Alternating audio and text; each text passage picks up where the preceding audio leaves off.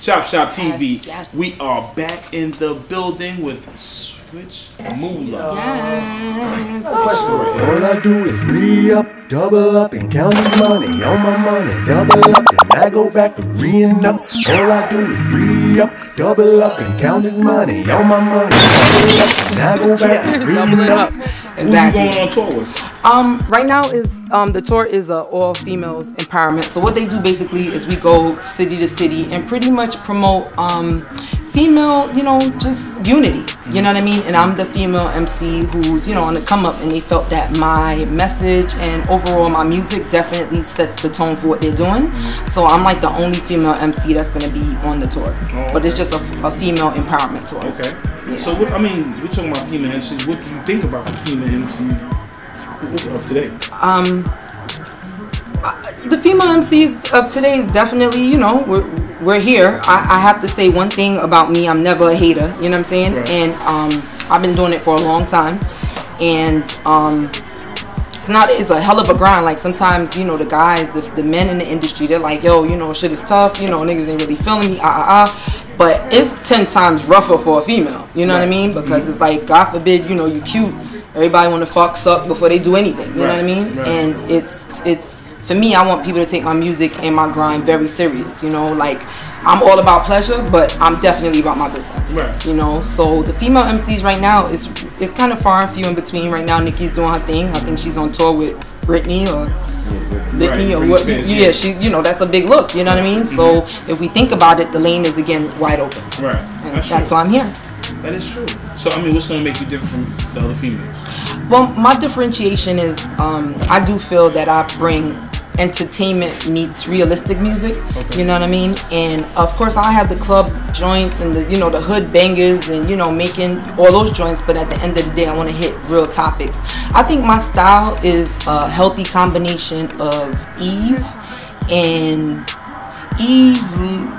a little bit of Lauren, but I do have a little West Indian heritage in me. You know what I mean? I'm Jamaican for the record. Okay. My heritage is Jamaican, so I feel like a combination of Eve and Lauren. You mix that in the pot, you got Switch Mula, basically. Okay. All right, well, let's go to this video right here with you and John Sporton. That's his name? Yes, John Sporton. He's another Brooklyn come up MC. We're gonna talk about that. We'll come back. Chop Shop TV. Switch Mula is in the building. Yes. Let's go. I want to shout out the whole Brooklyn. You know what I mean? You gotta shout out everybody. We love Brooklyn. We love the borough, County of Kings, 11212, and all the zip codes there. We love you. But I'm in Queens right now. You know what I'm saying? Queens, I have to say, you know what I mean? They take their shit serious. You understand what I'm talking about with this whole grind? So I'm out here doing what I do. No doubt. That's what we do. No doubt. So y'all see what she's here, y'all. Now another question I have. What artists do you want to work with? I would like to make a song with this person. Great question, because it's so much people. I would love to work with. I mean, the obvious, the 50 Cents, the Lady Gagas, the obvious. But I'm actually going in the studio, and I just got clearance so I can run my mouth about it. Okay. I'm actually going into the studio next week with another real Brooklyn MC, Joel Ortiz. Okay. And I'm really excited. I'm actually honored because Son is a beast on the mic, so that means my bars have to kind of be up there. You know what I mean? Yeah. And he will kind of keep it 1,000. Like, listen, this shit is whack, man. Like, we're not doing that. So I feel like that's kind of like training day next week. Okay. So I'm kind of looking forward to that. What day next week? Next Friday. Next Friday. Supposedly Friday. But okay. I'll definitely know for sure. Is it going to be is it a late session or early session? I'm not too sure of the logistics on that, but I definitely know it is gonna go down. Okay. Definitely. So I'm just like writing and really getting different concepts and really gonna take it serious when I go in the booth with that man. So I'm looking forward to that. And I'm working on my mixtape, which is actually gonna be hosted by Star and Buck Wild. Okay. Shout out to them. Shout out to Star and Buck Wild. I never even heard of that. Somebody having a mixtape hosted by Star and Buck Wild. Yeah. That's gonna be so historical. And I got the drops, and them niggas, it's crazy. It's crazy. They started already, and you already know Star is like off the hook. He really just doesn't give a fuck. So like music, comedy meets music, music meets comedy. That's totally different, yo. That's it. I respect that. Yeah. So. Now, Switch Mula is doing things like this, ladies and gentlemen. Yes. You see this picture right here? Yes, my model. She's right here. Well, in Sgt.War. This right here. And R.I.P. R.I.P. Word up.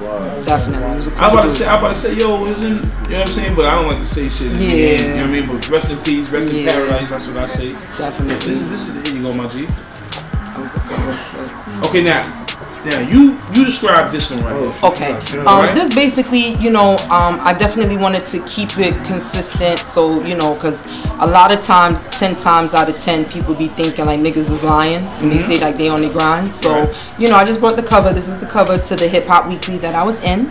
And when I sit back and think about it, you know, this is the actual magazine and this is the article. So. The Hip Hop Weekly, correct? Yes, Hip Hop Weekly. It was a huge look, huge write-up, national magazines. How did you get involved with straight stunting? Did you start doing modeling before rapping or rapping before modeling, or was it? Great question. I love this interview because I can run my mouth. Yeah, you can say whatever you want to say. I told you that. Okay. Whatever, however you want to say, fuck you. Say whatever curse comes to you. If it slips out, any language. I'll give it to me. Okay. Whatever, do you? Right. I actually started rapping before the whole modeling thing, and I'm gonna just kind of condense because I've been doing it for a very long time with this music and been on my grind like forever and ever, amen. Right. So I'm gonna just keep it like really 1,000 completely. I actually had a show and I opened up for Foxy Brown, Capone Noriega, and the Locks at the Audubon Theater in Harlem. Okay. And when I did that, DJ K Slade was the actual DJ. Now this is before he had the magazine and all that. Okay. He was the DJ, and after I got off the stage, you know, like K Slade, he definitely, and shout out to him too because he's definitely an influential person in my career. Definitely, you know, if the universe blesses me and I'm making millions and all that, he's definitely someone who put some sort of foundation in my career. So when I got off the stage, he was like, I had a little demo done, like 5 songs, 6 songs, 2 freestyles, 3 original records, whatever. And I gave it to him, and he kept it real. And he was like, listen, you know, I honestly thought you was an R&B singer. Like, you are a nice looking girl. You're a pretty girl. Like, I you know, you seem like you sing, right? You know, but when you open your mouth, it's like, damn. So he was like, listen, this is how I work. You know what I mean? Give me your shit. If I like what I hear, I'll call you back. But if I don't call, you know, good luck in all your future endeavors. You know what I mean? Translation, I'm not really feeling your shit. So I was like, all right, cool. I'm not even exaggerating. Probably the next morning he called me and was like, you know, I was feeling your shit. I like it. You know, I definitely think you have it. And then seeing how you perform and how you command so much attention on the stage. And that's the next thing too. I want to talk about my show game too eventually. But he basically threw me on my first mixtape. Actually, my first mixtape ever that I was on was hosted by 50 Cent. Right. Oh, okay. And you know, when Slade was dropping tapes consistently with Clue, right. He was going hard, like dropping tapes every week, every 2 weeks. That's you know, when it was on Hot 97 together. Right, exactly. Okay. And he threw me on that mixtape, and then he just started throwing me on mad mixtapes. I was throwing mixtapes with Dub C from the West Coast, Busta Rhymes, Graph hosted a tape that I was on. A couple, you know, just a couple of tapes. So he really believed. And after that, he was like, you know what, your buzz is building. People was asking about me. I want you to come up to Hot 97. Okay. Now, of course, I was unsigned. You know what I mean? Nobody knew who I was, but he gave me that shot. It's not every day you hear niggas is gonna be on Hot 97 like that. So he gave me my look or whatever, or Hot 97 and all that. And I'll never forget, I was up there with a gentleman. That I'll say, you know, no names or whatever, but I was up there with a gentleman, and he was a up and coming MC. And what took me for a surprise is he pulled out a rhyme book. You know what I mean? Like, it's both of us on there. He pulled out his rhyme book, and I never really seen like somebody that does like a radio interview or a TV interview and had like a rhyme book with him. You know what I mean? That's like me pulling it out after this and being like, all right, I'm gonna spit something. Right. So in my head, I was like, oh, I'm about to humiliate this nigga. You know what I'm saying? Like, we don't do that. You know what I mean? Like, at least have a little something in the tuck, you know what I mean? So I spit, you know what I'm saying, did my thing. So he was like, it was a great response. After that, of course, he invited me again up to the drama hour, but it was an all ladies night, in which that night it was myself, Remy Martin, Lady Luck, Emil from Rockefeller, and another Brooklyn MC named Glaze New York, but it was all chicks. So, you know, went in with that, held my own, you know what I mean? Like, one thing, I'm not a slacker, you know what I'm saying? Like, when you know, I'm there, you know what I mean? I'm not going to drop the ball, basically. So I did my thing, he was feeling that. Probably about 2 years later, well, Probably, well, I dropped the mixtape, which is the, excuse me, my bad. I dropped a little EP and all that, you know what I mean? And that hit Hip Hop Game, and you know, was promoting that heavy. That did good, did his numbers online. And then after that, I dropped my mixtape, which is the BK Girl mixtape, which is actually going to be available to download tomorrow on DatPiff and the other mixtape site there. Bottom line is the mixtape will be available tomorrow. Right. Make sure that you can download it. So that's it. After that, I did a lot, and I scored a single deal through Universal, basically. And I actually had my single on iTunes and all that, you know, the whole nine and everything. But you know, a single deal, it doesn't really consist of that much guap. You know what I mean? Like they not really. It's like a stick on the wall. Like, okay, we gonna give you a single deal. If it pop off, then you can come back and renegotiate some guap. But if it's, you know, if it's lackluster, we good. You know. So at that time, it takes a lot of money to get on. We all know this. You know what I mean? Like if you have that proper investor or that proper person who believes they have guap, you're gonna get on. You know what I mean? Because it takes that. With the single deal, it wasn't really that much promotional money. So like I'm doing everything out of my own pocket, but yet I'm on there as a single. So it just didn't really seem like a positive. Yeah, it didn't add up. So you know, I kept it moving with that, and started doing my own little indie thing. And you know, my whole team is Moban, ENT. Money over bitch ass niggas. That's another interview, another talk. But to answer the question, I definitely have been doing my music thing, but I'm a nice looking lady and I'm tall. So I'm like, listen, straight up and down, I could throw on a leotard, you understand what I'm talking about? How tall are you? I'm 5'9". Yeah, I mean, yeah, that's 5'9", like the minimum of modeling height. Yes. Right? Yeah, like 5'8".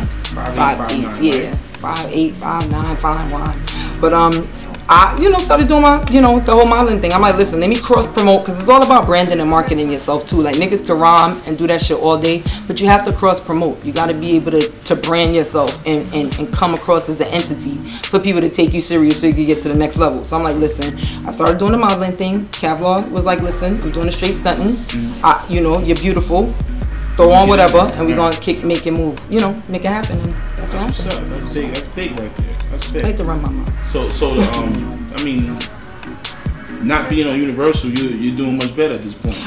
Yeah, I do feel that right now I have some things that's in the works. You know what I mean? With where we'll be more serious type of situations, serious guaps, and guap with major labels. But it all takes the grind. You still have the grind. You still have to do things like this. You know what I mean? The viral, the internet, radio, TV, whatever's moving to really get your music and your message out there. All I do is re-up, double up, and count his money on my money. Double up, and I go back and re-up. All I do is re-up, double up, and count his money on my money. Double up, and I go back and re-up.